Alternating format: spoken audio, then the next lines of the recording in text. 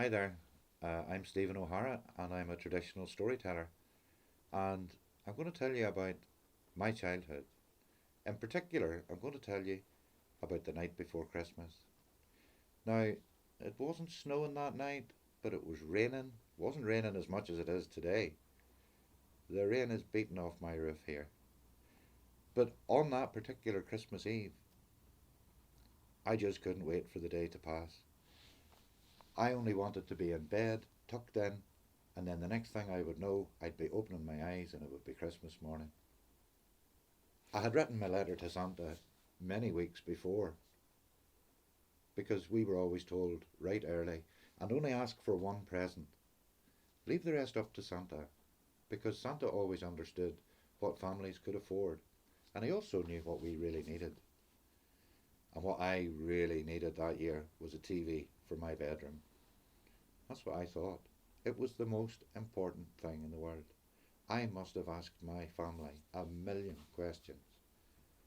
Do you think will I really get a TV for Christmas? Will Santa be able to get my TV down through the chimney? Where do you think I should put my TV in my bedroom? I'm sure my family were fed up. And there wasn't much money in our house that year, and Daddy worked really, really hard, and he always came home from work really, really tired, but he always found time to talk to me about Christmas. And this Christmas Eve, he came in from his work, and I sat down on his knee and immediately started with the questions about Christmas. Well, my daddy just went,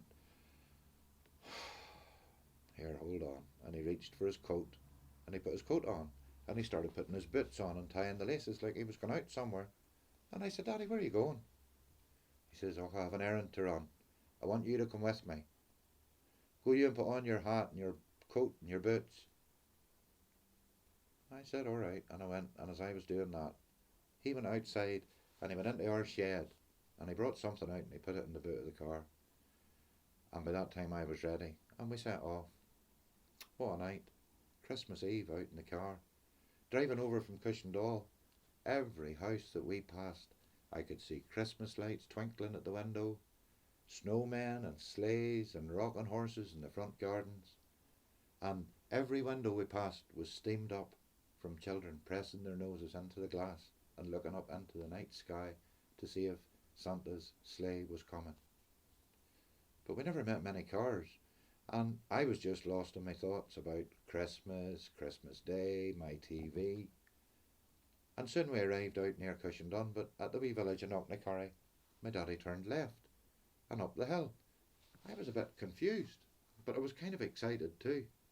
And then he pulled on up that big twisty road from Cushendun called the Corkscrew.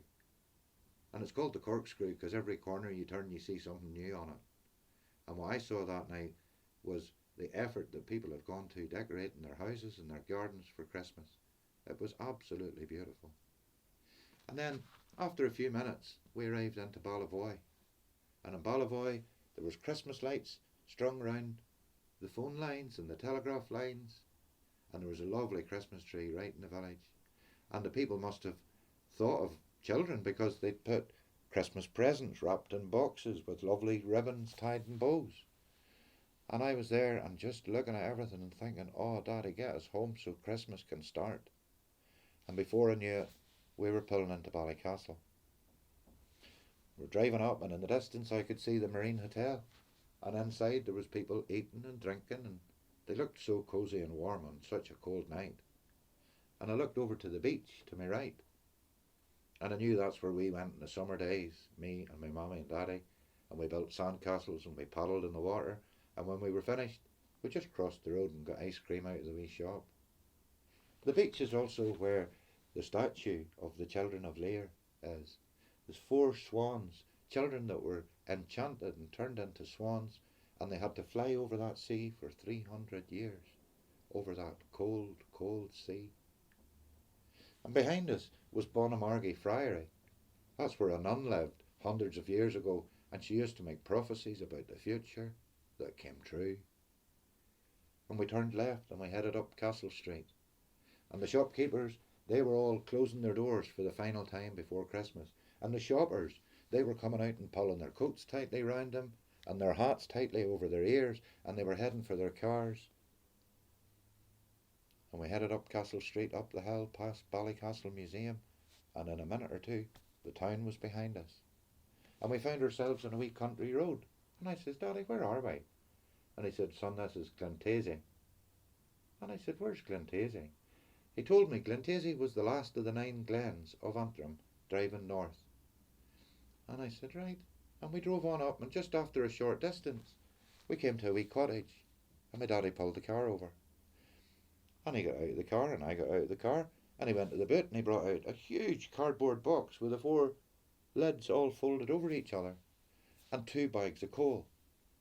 And he went up and he set them at the front door, and he knocked the door. Now a lady came out, and she opened the door just a wee bit, because she was probably frightened to open the door after dark. And she was in her house, and she was wearing a big long raincoat right down to her feet. And round her feet was 3 wee children, in their sock soles, and they also had their outdoor coats on them, even though they were in the house. And she said to my daddy, can I help you? And he said, I tell you what it is, I met you in the shop in Ballycastle today, and I saw you having a wee bit of bother at the till. Do you not remember me? Are you not Mary O'Boyle? Did we not go to primary school together? And she smiled and she said, aye, I was Mary O'Boyle. But my name's now Mary Toner. That's my married name. But I just live here now, me and the 3 children. And she invited us into the house.